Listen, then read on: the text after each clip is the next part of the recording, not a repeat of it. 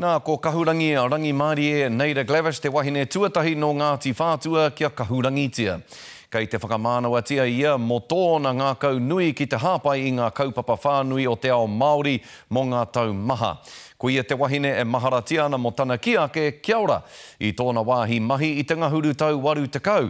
He mihi nāna i tata nei ia te panaia i taua wāhi mahi rā. I te whare o te kāwana tianara i te rānei, ka rongo a te o Kiwa McLean i tērā wairua totohe i roto i tō tātou kahurangi hou. Rere ana te reo karanga o te kahurangi hou. Ko mirimiri a ngai Māori ki roto i tēnei whare. E tino hari ko ana.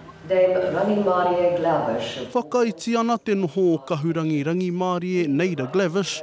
Ko whakawahia nei ki te pae tuarua o ngā tohu honore a te kuini. Mō na whakapaunga kaha ki te ao Māori me te hapori anō hoki. O tira te kahurangi tuatahi o Ngāti Whātua.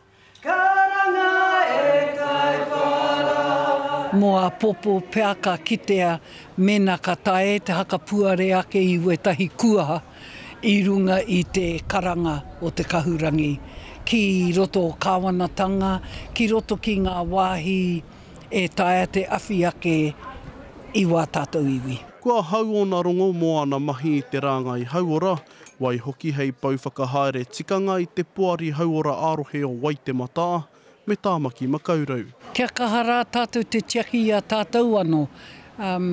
Tō tātou oranga kei roto i a tātou anō. E hara kei roto i ngā ringa ngā rata nahe anō. Me ki he wahine pōtai huhua. He rangatira a iwi he kai hāpai i te kāinga koretanga.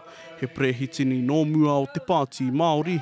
Ka mutu he toa taua mo te reo Māori. I find it very hard to understand why I should have to defend a salutation of this country to fellow New Zealanders, to fellow countrymen. Hei tāna ko tōna arero tīpuna tana hoa haere. Hakua ki hea, ina rongo ana koe i te reo. Hakua mena horakau ke koe mohio ana te haka marama i te reo he oranga anō kei roto. Ko te pātai nui i aia nei, hea haka i tua i te awe māpara. He mahi tonu iara. Hei, e kore rawa e mutu tēnei mea te mahi awhi i wā tātou. E kore mutu. E ke ana te kōrero ko ngā waiwai rarapa. E kore, e tū.